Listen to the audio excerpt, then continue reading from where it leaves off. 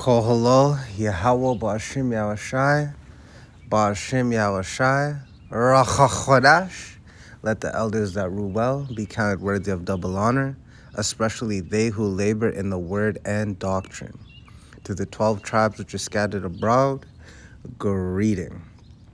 So what we just saw was a multitasking wearable which continuously monitors glucose, alcohol, and lactate.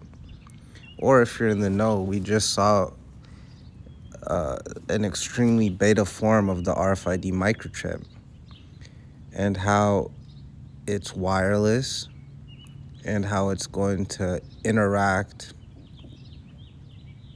Well, in this, we saw it interact with the phone and feed the data to the phone, but we know in the ultimate form of it, Esau Edom's probably has locations designed to house all the data being transmitted from the chip to wherever that data goes.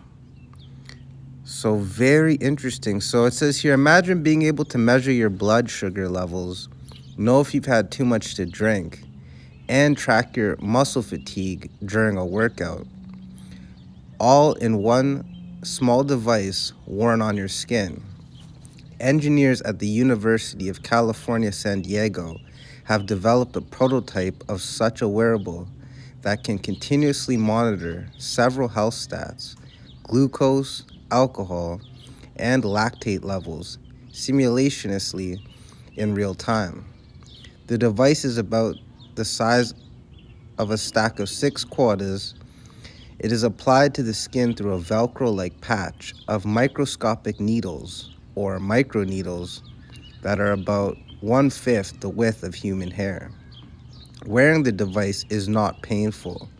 The microneedles barely penetrate the surface of the skin to sense biomolecules in interstitial fluid, which is the fluid surrounding the cells beneath the skin. The device can be worn on the upper arm and sends data wirelessly to a custom smartphone app. Right, and with that app, they're probably going to have in the terms of agreements and conditions that the data that you send them can be used at their discretion. But most people are going to be just swept up in this fact that this is new, it's different, not knowing that they're being conditioned for the RFID microchip, which is the mark of the beast. So let's get this script. So this is Ecclesiasticus chapter 10, verse 2.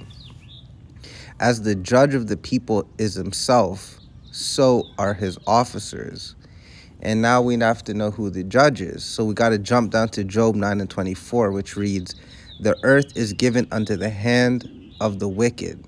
He covereth the faces of the judges thereof. Iconoclasm, Esau, Edom. And how do we know it's talking about Esau, Edom? We got to jump down to Malachi 1 and 4. And Tawada Tiabush Shai for putting it on Elder Apostle Gabar's spirit to bring this out. Because these scriptures go hand in hand the way a young child and a mother do. So it says here, whereas Edom saith, Edom being the biblical name of the so-called white man, we are impoverished, but we will return and build the desolate places. All right, that's talking about the Renaissance, which means rebirth. Thus saith the Lord Yahweh Shai of armies, but it reads of hosts. They shall build, but I will throw down.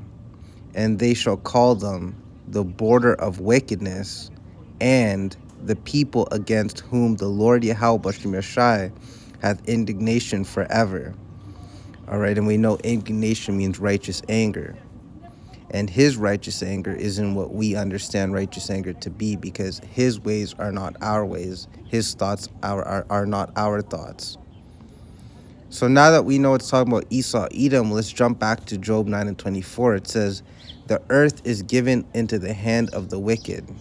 He covereth the faces of the judges thereof. If not, where and who is he? And that's a question to be answered. And we answer that with Malachi 1 and 4, because with thy precepts I get understanding. All right, we know Esau did the iconoclasm thing. For a left-handed individual, they painted Beethoven as an Edomite, which we know he was an Israelite. But if you just go to Google and you type in Prophet Ezekiel and you go to images, it's going to be all people that look like Edomites.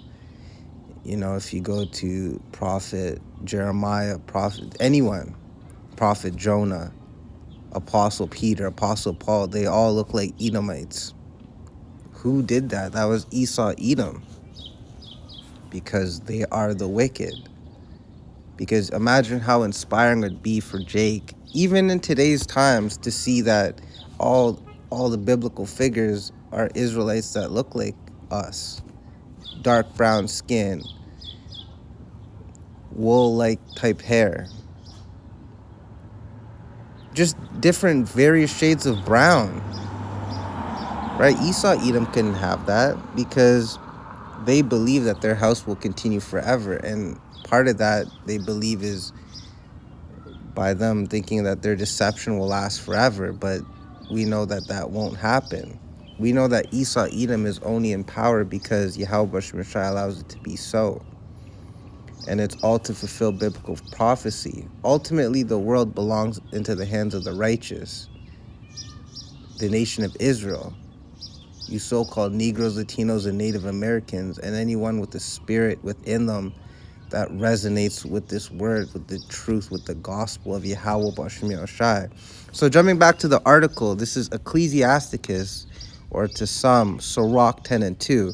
As the judge of the people is himself, which we now know is a wicked judge, Esau, Edom, so are his officers.